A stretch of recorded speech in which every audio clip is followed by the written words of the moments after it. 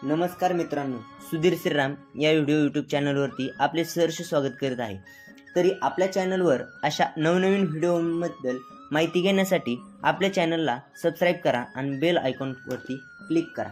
शेळ्या मेंढ्यांना मित्रांनो जुलाब ही भरपूर प्रमाणात चालू झाली आहे, तरी ते थांबवायचे कसे ह्याकडे आपण पाहूया। आपल्या शेळ्या मेंढ्यांना का होत आहे ह्याचा विचार आपण केला आहे का?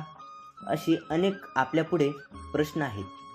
यासाठी आपल्या शेळ्या मेंढ्यांच्या खाण्याच्या चाऱ्यामध्ये भरपूर बदल झाला आहे, तसेच वातावरणातही भरपूर बदल झालेला आहे। त्याच्यामुळे आपल्या शेळ्या मेंढ्यांना चाऱ्याचे व्यवस्थापन, जुलाब किंवा बुळकांडी लागू नये म्हणून तुम्ही किती नियोजन केले आहे हे सगळ्यात आधी पाहून घ्या। त्यासाठी मुख्यत्व म्हणजे चारा व्यवस्थापन। सुका चारा हा आपल्या शेळ्या मेंढ्यांना जात आहे का नाही, दिला तर तो किती प्रमाणात देत आहे। त्यानंतर हिरवा चारा। हिरवा चारा हा कवळा नसावा, कवळा असेल तर जुलाब करण्यासाठी थांबणार नाही। त्यामुळे कवळा चारा हा उन्हात वाळवून घ्या आणि सुकवल्यानंतर तो जनावरांना आपल्या शेळ्या मेंढ्यांना खाण्याकरता द्या।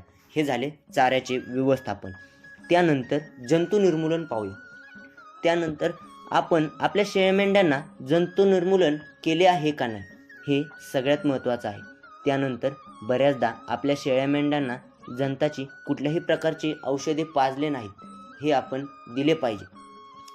त्यामुळे आपल्या शेळ्या मेंढ्यांचे आरोग्य हे व्यवस्थित राहते। तुमच्या जवळच्या मेडिकलमध्ये जाऊन चौकशी करून घ्यावी आणि आपल्या शेळ्या मेंढ्यांना जंतू निर्मूलन करून घ्यावे। तर आपण पाहू जुलाबाकरिता काय करायचे। सगळ्यात पहिल्यांदा आयुर्वेदिक वनस्पती पाहू मित्रांनो।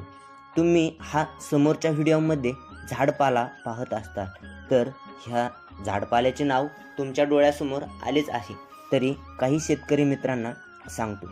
हा मित्रांनो पाला आहे शिसमचा। तुमच्या भागात शिसमचा पाला आहे का नाही हे कमेंटमध्ये नक्की कळवा। त्यानंतर मित्रांनो हा पाला घ्यायचा, त्यामध्ये 4 चमचे तांदूळ बारीक करून मिश्रण करून घ्यायचे आणि आपल्या शेळी मेंढीला सकाळी एकदा संध्याकाळी एकदा द्यायचे। हा पाला आपल्या शेळी मेंढींना नक्की चारायला देत जा। तरी मित्रांनो हा उपाय करून पण आपले शेळी मेंढीचे जुलाब थांबत नसतील, तर आपण जवळच्या मेडिकलमध्ये जायचे। तिथून तुम्ही जी स्क्रीनवरती पावडर पाहता तिचं नाव नॅबलॉन पावडर आहे। तर मित्रांनो नॅबलॉन पावडर ही घेऊन त्यात अर्धी वाटी तांदूळ मिक्स करायचे आहे। त्यासोबत ते एक मिश्रण करून घेऊन 50 मिली संध्याकाळी व 50 मिली सकाळी असं 2 दिवस पाजायचे आहे। त्यानंतर इकोटास नावाने इंटास कंपनीची एक बोलस घ्यायची आणि सोबत एंटीझोल बोलस एक घ्यायची। मित्रांनो सकाळी एक ह्या 2 बोलस घ्यायच्या, दोन्ही प्रकारच्या एक एक आणि संध्याकाळी एक एक अशा 2 दिवस पाजायचे। तर मित्रांनो एवढं करूनही तुमच्या शेळी मेंढींचे जुलाब थांबत नसतील, तर आपल्या जवळच्या पशुवैद्यकीय डॉक्टरांना बोलवून घ्यायचं आणि त्यांच्याकडून व्यवस्थित इलाज करून घ्यायचा। मित्रांनो व्हिडिओ कसा वाटला हे कमेंटमध्ये नक्की सांगा आणि पुढच्या व्हिडिओमध्ये कोणत्या आजारावरती व्हिडिओ बनवू हे पण कमेंटमध्ये नक्की कळवा। तर धन्यवाद मित्रांनो, लाईक शेअर सबस्क्राईब करा।